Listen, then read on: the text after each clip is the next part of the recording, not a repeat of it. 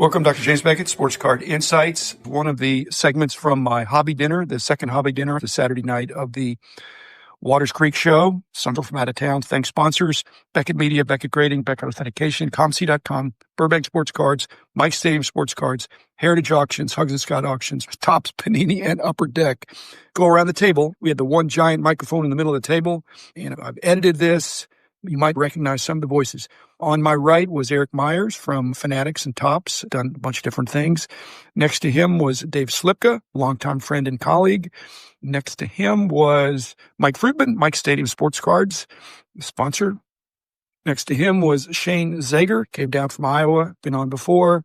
Next was Jeff Liao, collector, loves unopened wax, as you'll see from his comments. Number 6 is Rich Klein. Needs no introduction, Uncle Rich. Next to him was Phil Pierce, coming down from Oklahoma City, the OU guy, among other things. Number 8 was Rob, a.k.a. Bobby Baseball, a friend and an advanced collector, inspiring how he approaches things in a fresh way. Number 9 was John Keating, here from the Philadelphia area, longtime friend, frequent guest on the podcast, original thinker. 10 was Court Peters, the blockchain guy from Panini. And number 11 was Jeremy J.J. Allen, who is the non-sport and entertainment guy at Heritage, doing a great job. And I was number 12, so we had 12 of us, and it was a great time, but it's difficult to get everybody a chance to speak. Each conversation was a little bit different, so here is one chunk of it. How do you maintain discipline in a household when your kid has a championship? My last name is on that ring. Okay. And it was my hope that I created this magical moment where he won the next year and he said, "Hey, Dad, you can have this one." May happen this year. Who's going to get in? You need 75%.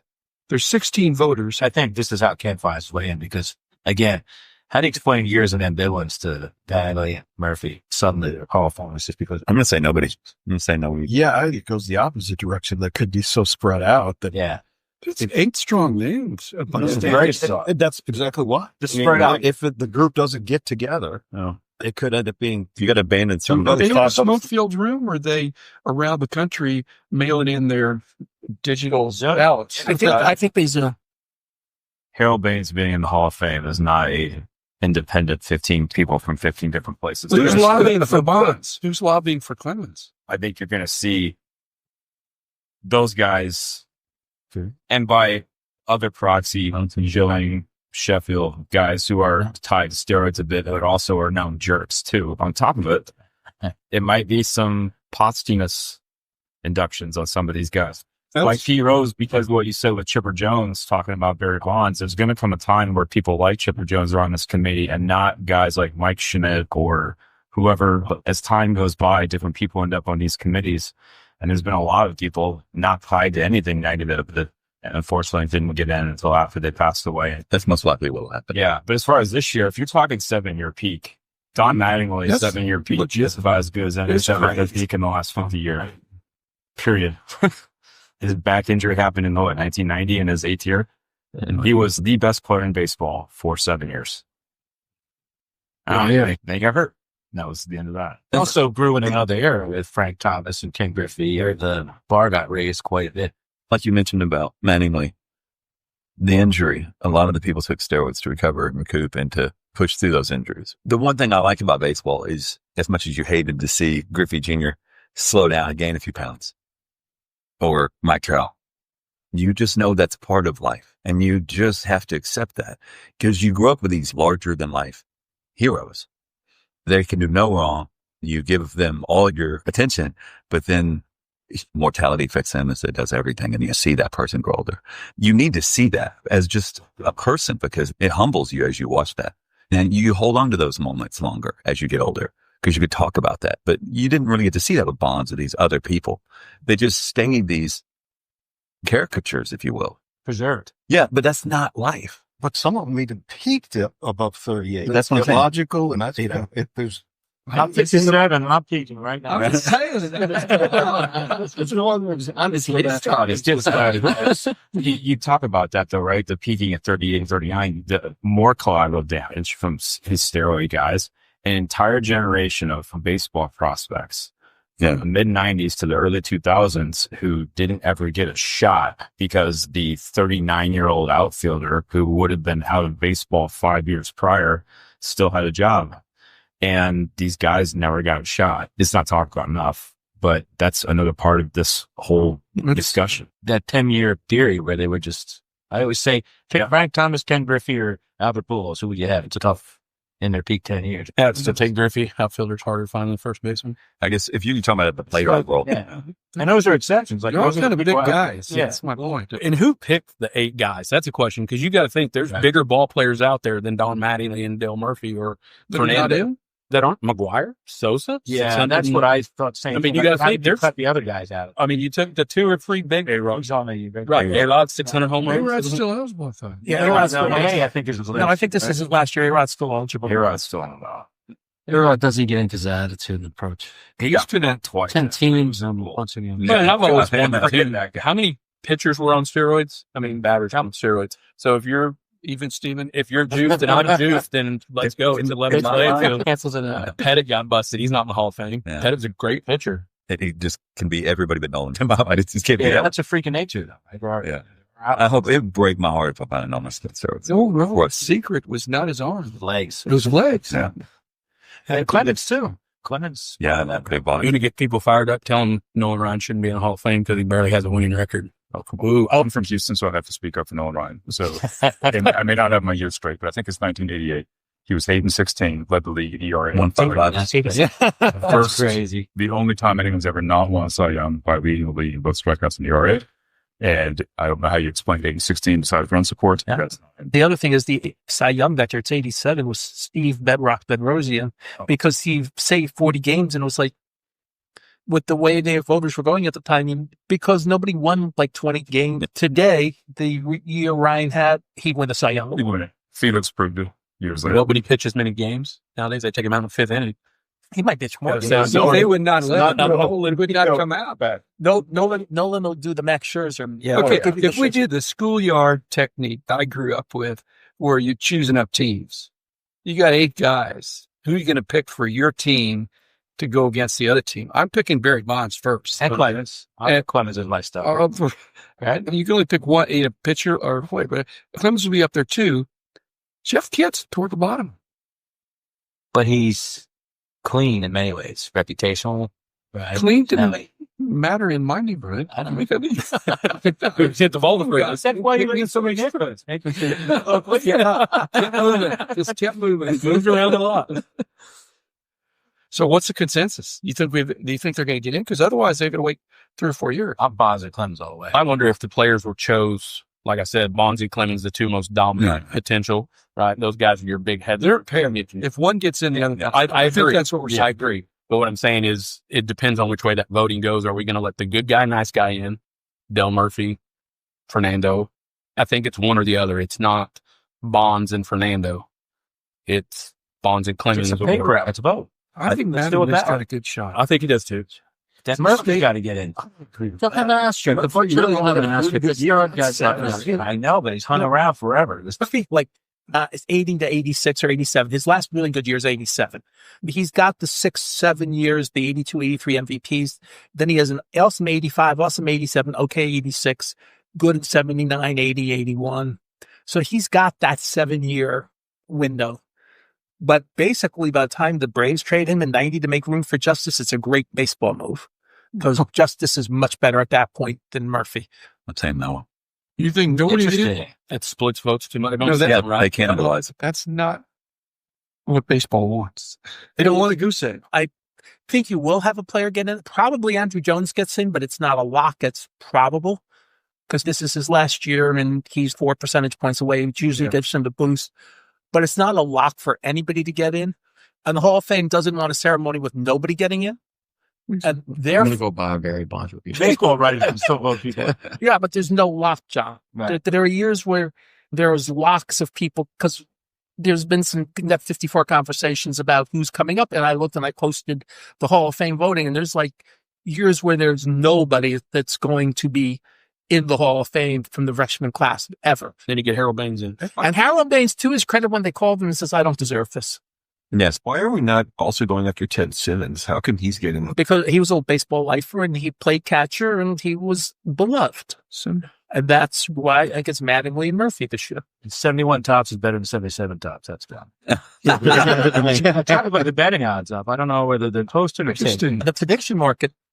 I'm going to look at that right now. Yeah, I'm sure there's got to be something out there. Okay, so raise your hand if you think Barry Bonds is going to get in the Hall of Fame. Should or He's going to. yes. This year or ever.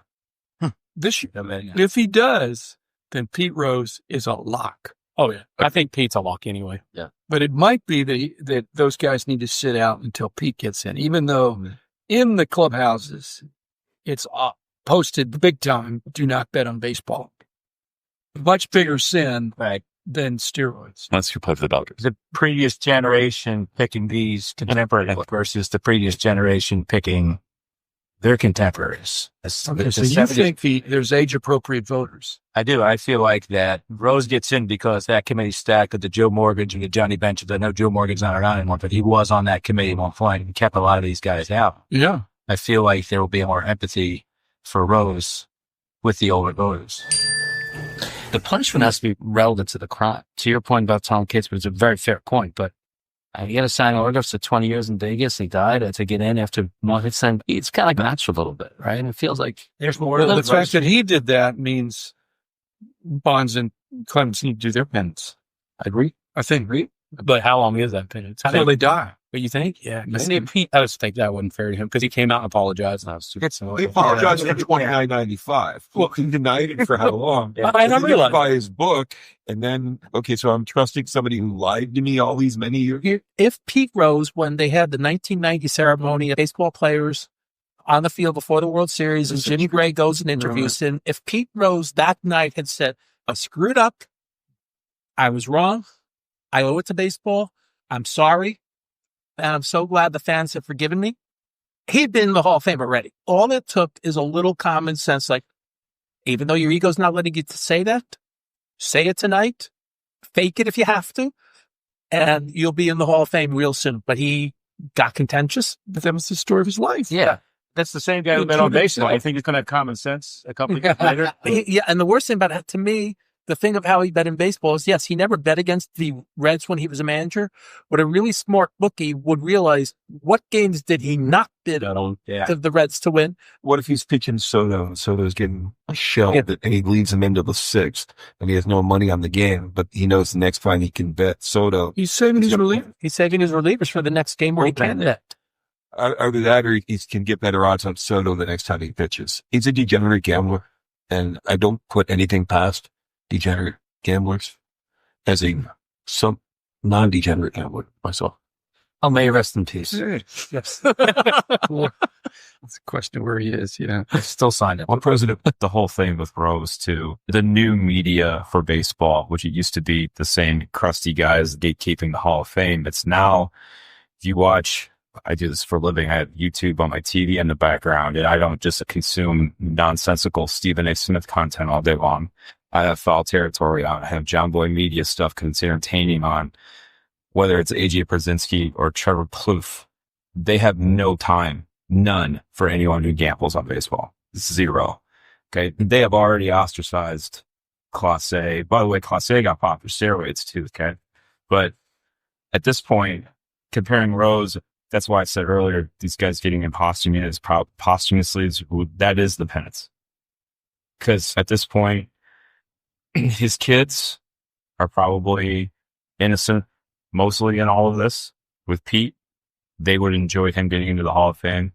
Barnes and Clemens and these other guys, who knows? But the gambling thing, and they're struggling with it now in all sports because of prop bets, and it's just the prop bets are insidious. Yeah. That's pretty scary. Here's the problem with Class A and the other Indians guy. They're both from the Dominican Republic. I've heard from people I know in Cleveland is that their families are threatened. Yeah. And if your families are threatened and you need to do something to keep them alive, that could give a little information. Yeah. And so one ball in the dirt. And that's really what it was. It was the prop bet for the ball in the dirt or the ball high and outside. If that's the truth, I'll be pitching next year. If it's not the truth, you won't be. Well, that's true. I'm just saying, but that's the story. The story with Lefty Williams before Game 8, according to Asimov in 1919, is they paid a little visit to his family the night before Game 8. And Lefty Williams was pitching. Somebody actually did pitch by pitch of the 19 World Series in the 20 baseball die. He's pitching as if he's scared for his life. Not that he's trying to throw the game. If you're scared for your life or you're scared for your family's life, you may do something you're not proud of. I didn't know how the security part was going to factor in tonight, but I guess it did. The other night, before each NBA game, there was a meeting that I'm part of with the NBA referees, and it's basically just like, here's how you get on the court, and this guy will help you, blah, blah, blah. But the other night it was brought up, you would appreciate this, fans who sit in the first 6 rows, there's a certain level of code of conduct. Typically, you can't say the George Carlin words. You just have to behave with a certain level of decorum. However, the other night it was added that fans who insinuate the referees would be betting on the game for affecting a wager, or somebody yelling at a player, hey, I need 2 more points so I can lift my legs. That was brought up during the meeting as a potential reason to be removed from the arena, potentially banned from the arena, and potentially banned by the NBA. Wow. Good. Unfortunately, what that means is they're giving credence. Yeah. If they're taking it that seriously, then it's a thing. So why not remove FanDuel from the NBA? There you go. Sorry. Yeah, of course. And that's what people in the front rows have is money. And think about it. That's big dollars. It's not, you're not sitting front row in NBA for, even I'm in Oklahoma City, they're $3,000 a ticket now. I haven't thrown anybody out of the front row since Schwarzenegger's kid during the Selected Finals years ago, so whatever. My buddy Juan got a warning last year. He got the little During paper the on. really bad years of the Mavericks, some nights when we go to the Mavericks game, so late in the game, we'd slip the us for a few dollars, especially if we knew the people left, so we could actually sit from where our Beckett seats were to go sit in the front 2 rows. Your seats were good. Those seats were even better. Now, I'm feeling really bad now. Chopped liver, but Should have got better. Jim, how many rows back, right? 4th row's terrible. 5. 5 rows. Fifth row. And they're really good seats, don't get me wrong, but I'm just saying that it was exciting to see, really. It was such a difference, even those 3 rows. You're killing me. That's my job. It's actually thousands of dollars before, too. Yes. I said this was during the bad years of the Mavs.